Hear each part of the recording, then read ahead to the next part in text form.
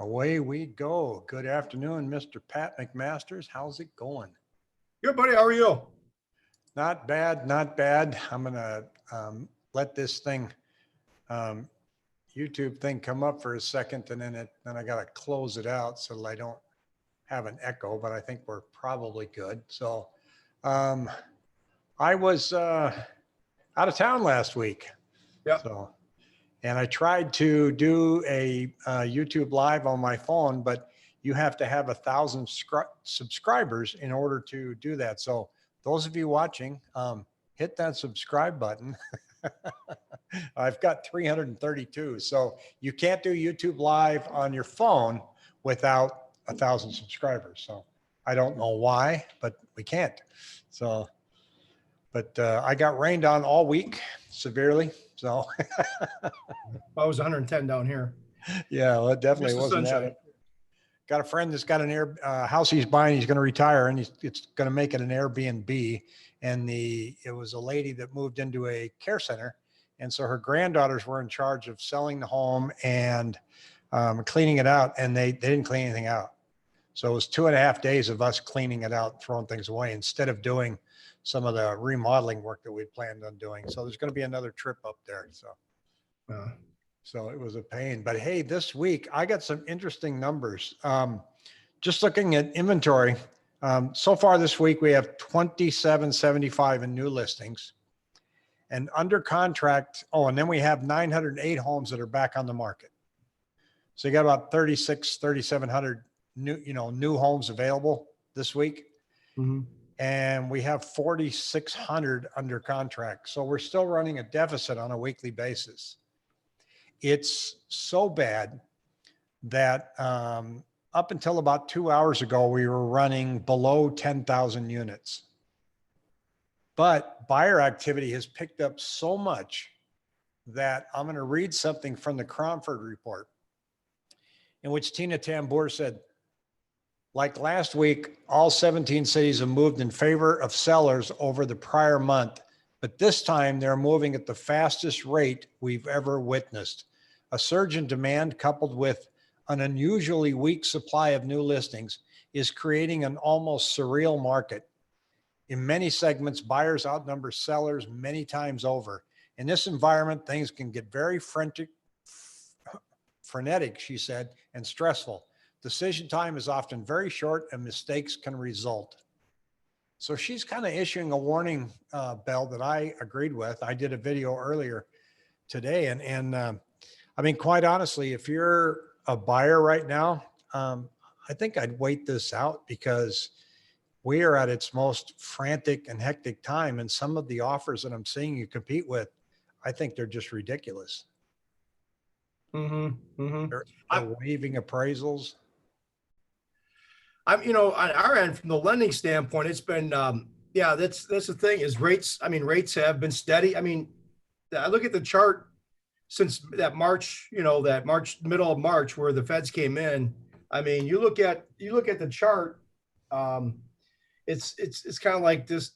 Rates have just been kind of just in this little channel, and low threes, mid threes. Some banks are.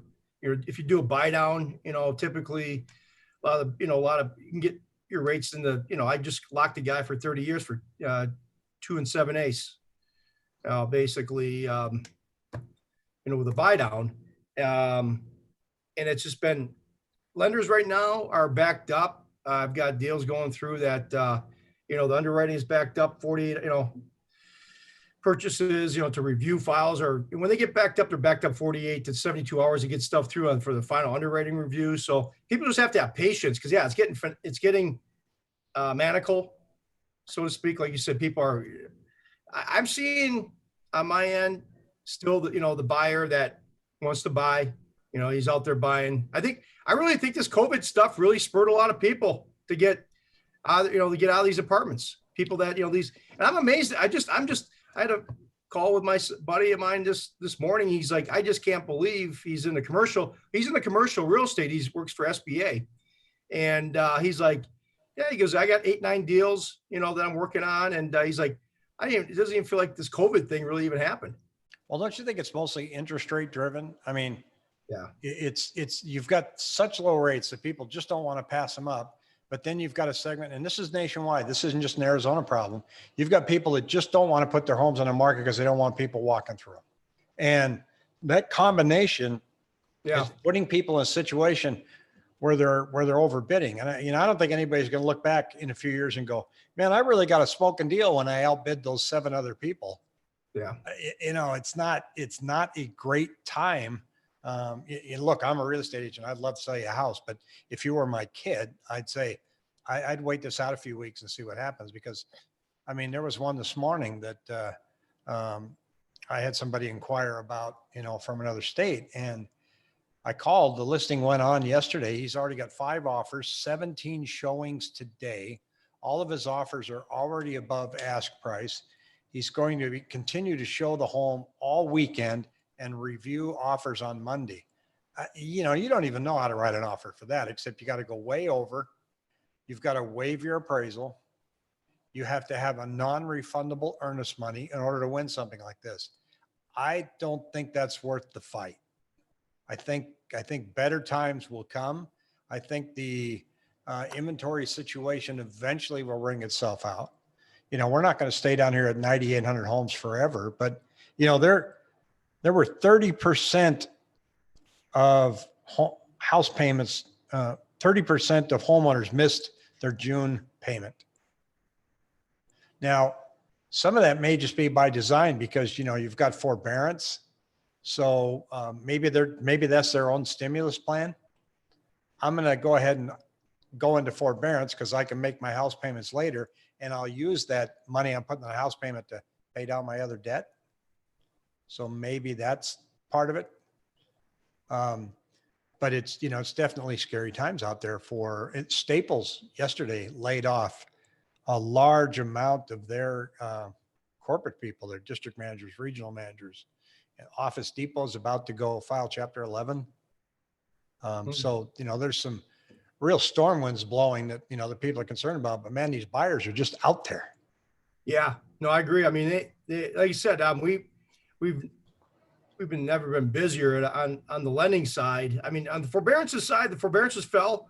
It fell, they're still from my look at numbers, 4.6 million plans are still in place, which is it's 8.7 million of all active mortgages. It's down by about 57,000 numbers. So like you said, that's still going to come. Like, I think that's playing into what you're saying as far as, some come to bear, July, August, September, October, see what happens. Cause we're still obviously, it's been blowing my mind. It got negative, then got positive. People are rushing in like nothing's happened on COVID. And, I know stocks and bonds have been trading based on, taking their cue based on the numbers is, if you see some spikes, you see the negative tone in the stock market and the bond market. So, I mean, the housing starts have been optimistic. They're not, I guess, from what I understand, they're not at pre-COVID levels yet. I mean, there was obviously some COVID. I'm sure there's a supply constraint there in terms of just supplies. So it's, it seems like some of this, to go against, the storm has kind of passed, but there's still seems like there's clouds out in the background. And you don't know if those clouds are going to break up or if it's going to be sunny or if it's going to come back as a bigger storm. Well, one of my boys, I've got 3, and one of them here in Arizona, pretty sure he's got COVID. Yeah. And I'm not going to mention his name, but he's been sick since last Friday, and he still has a fever. He got tested yesterday, so we're waiting for the results. At this point, you got to hope he actually does have it, because if you're sick this long, I mean, gosh, what the hell else would it be? Yeah. So, but he's got a fever. Doesn't have any respiratory stuff, but you see that, and that other people are kind of being surrounded by that too. You hunker down. Well, it's funny. I mean, I was talking to a friend of ours, this morning, and she said, I said, hey, you're in the front line. She goes, I was, I'm kind of we're getting off topic, but this always has a lot to do with it as far as COVID and all the economy and rates and stuff like that. But, I was always kind of the impression. I mean, I'll be honest with you.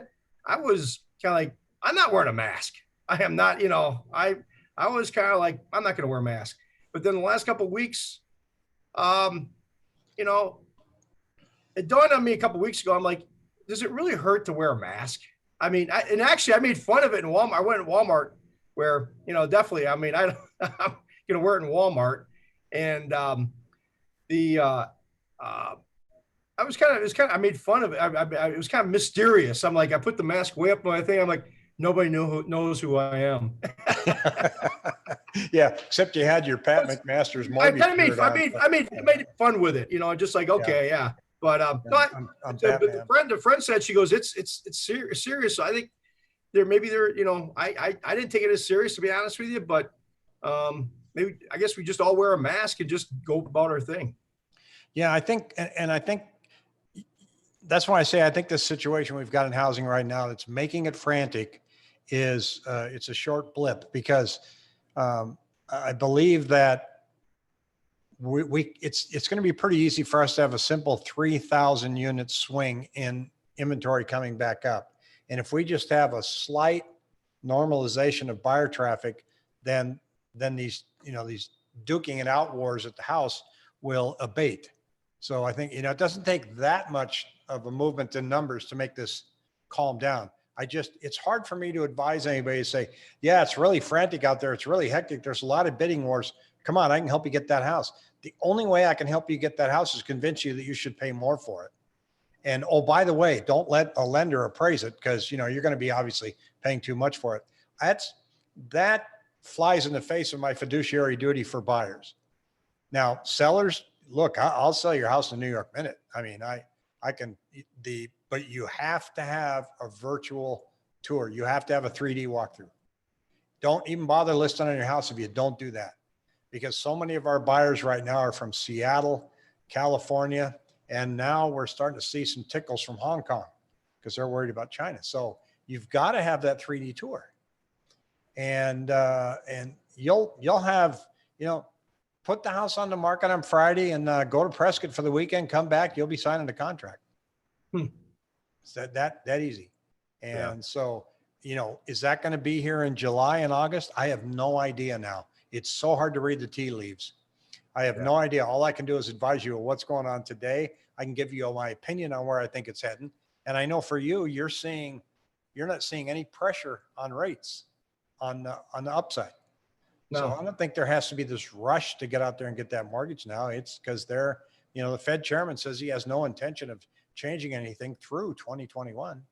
Yeah, actually going to 2022 practically. So, I mean, as long as inflation stays under 2%, they're going to keep everything. I don't see rates going, from the low threes back up to the high fours, low fives, because that obviously they don't want that to happen right now. So, I'm starting to realize, and you and I have realized that yours, in my opinion, is just as good as all these experts out there, because, they're all Fauci and all these guys, they don't know. I mean, but bottom line is, I think we're, like you said, taking what we know today. And like I said, rates are steady. Looks like the storm has passed as far as I was looks in terms of lenders too. Once again, the COVID underwriting guidelines. Matter of fact, this week, I don't have anything specific pulled up, but I saw several emails, more than a handful of emails that said, we're pulling back. There's some lenders that pulled back all their COVID underwriting guidelines that they put in place about a couple months ago. So it seems as though on the lending side, rates have steadied, the underwriting guidelines, the lenders are kind of calmed down, and stuff is kind of going through. It's happening. Yeah. And I want to point out too, because somebody actually asked me last week, they said, well, you still have to put 20% down to get a house, right? 5%. There's 3% programs out there. They come with some restrictions, some income restrictions, and geographic, sometimes geographic, or first time, you gotta be a first time home buyer. There's a home ready program, but typically 5% on conventional is really been a big winner. And FHA is 3.5% down. But the 5% and like I said, being a broker, I've discovered since I've been on the broker side, you'll have mortgage insurance, I calculated mortgage insurance for this one guy on a $310,000 loan. He's putting 5% down, and he had a high 700 credit score. His mortgage insurance was going to be $85 a month, which is, for a 5%, basically, rather than putting 20% down, which would have been, $60,000.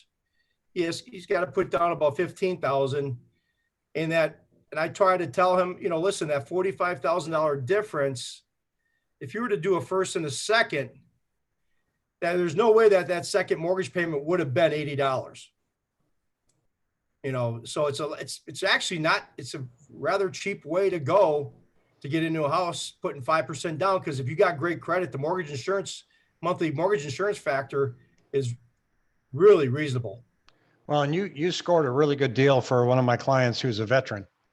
And so if you're a veteran out there, you got a great rate, and then you got a lender credit. Yep. $3,300. $3,300 lender credit, which means that they're probably going to get all of their earnest money back. Yep. All their earnest money back. And they'll probably have a check written to them at closing, right? Yep. So if you're a veteran out there, you did a great job of getting concessions, and between your concessions that you got and my lender credit, they got in the house for no money. Yeah, we got $2,500 from the seller in closing costs. You got $3,400 in lender credit, and they get to move into this house on we got a pre-possession agreement moving in Sunday, and it's not going to cost them a dime, and they're just super kids. So I'm really pumped and excited. So for people that are out there that think that getting a loan is hard, and that you need 20% down, it couldn't be further from the truth. So, and that explains, a large part of the surge that's going on out there. So I think, and it's, even if you can get these great low down payment programs and VA loans, I just think in the next 3 weeks, I'd sit on my hands and see if that inventory number can come up, because look, I got to tell you, we're at 10,000 today, and we were at 10,800 last Friday, and then we dipped down to 9,600 because we always lose 300 to 400 homes over the weekend. We could end up with Monday now down in the mid nines, 9,500 again, and if it keeps trickling, I can't imagine how frantic and nuts and out of control this market would be if we get an inventory number of 8,000. Yeah. We all know where the duke it out number is right now. It's 9,800 homes, so give me that home, give me them. Yeah. And so we know that's there, because that's what happened this week. And so we'll watch that. We'll continue to watch that closely and update it. And if you subscribe to my YouTube channel, I give updates at least 3 to 4 days a week if I see anything significant. And so, stay tuned to that, and we'll keep you, if things change, we'll let you know right away. I don't see a huge inventory jump coming anytime soon, but there's so much going on in the financial world, and there's so much turmoil bubbling out there that we are in a market that can change quickly. Yeah, I agree. It's going along good right now. Things are, but let's keep, it'd be nice if it kept going. It's been busy, but something in my background too says, hey, it's for people that are buying long-term, like the clients we were just talking about, they got a great deal. Yeah. But we wrote that deal. I think what you're saying. We wrote that deal, Pat, though, 3 weeks ago. If they were to try and get that deal today, we wouldn't be anywhere close to what we got. Yeah. We wouldn't have got the contribution, and we wouldn't have been able to pull them down $5,000. No. Not a snowball's chance. Just how things change. Yeah. Yeah. So that fast. So if they can change that fast, being somewhat of an advantage to a buyer, to no way Jose now, that's why I say, look, go ahead and wait 3 weeks. Let's see if something else changes. Yeah. So I just would not rush out this weekend and get into the fight. Yeah. Yep. So So, but I'll sell your home. So, so did you see anything coming next week? Anything you're waiting for or anything? No, I just nothing. I mean, like I said, the lenders I've been every day we get lenders loosening up, changing a little bit, tweaking down their guidelines. Like I said, they're backed up. I mean, I think I mean, it's been kind of just busy, but from a news standpoint, from the mortgage standpoint, like I said they're finally loosening up. They're not as afraid. Lenders don't seem as afraid of forbearances. I mean, they know they're out there now because that's how they priced it in. They didn't know what was going to happen. I think they're realizing that people are going into forbearance, but I know people are not making their June, payment. But it's really only going to hurt the ones that are, it's going to only hurt them down the road if they have to get out of forbearance if they want to do something. They have to bring a current, to refinance. They kind of loosened up that a little bit, even as far as, hey, you have to become current, so. Well, the government, the Congress has given, boring. well, Congress, and Fannie Mae have given the mortgage industry a backstop, to protect them. But there are no backstops right now for missed credit card payments and missed car payments. And there's a ton of that going on at very scary levels of missed credit card payments. And so at the same time, our national savings rate has popped up. So maybe, there are some people that are being very responsible and saving their money. We're waiting to see what the next stimulus package is going to be. I think that number is probably going to hang around another $1,200 check. I don't think it's going to be anything nuts coming down. I don't think you're going to see $2,000. They have a really silly thing out there now. They're proposing of a $4,000 vacation credit, tax credit. So you take a vacation, whatever your expenses are for your vacation, you can write it off in your taxes. It's like, because they want us to get out and do things. It's must be nice to be a senator. Jesus. Hey, here's something dumb. Let me put this down. So It'll be interesting to see how we pay for this. I don't know. We're up to $10 trillion more spent on 3 world wars already combined. So it's going to be interesting to see how we pay for this. It'll be a few years down the road, but it won't go unnoticed. No. It could roll into real estate, and it could make high inflation, and it could make that house the best decision you ever made, but we just don't know yet. So, well, Pat, have a super weekend. Yep, you too. Well, all right. Yeah. Have a great one. Goodbye to all our millions of subscribers out there. Yes, we are 1 million. Let's see if we have any watching now. I think we're at 1.2 million now. So hit that subscribe button. 1 million people. 1 million too. All right, buddy. All right. Have a good weekend. You too.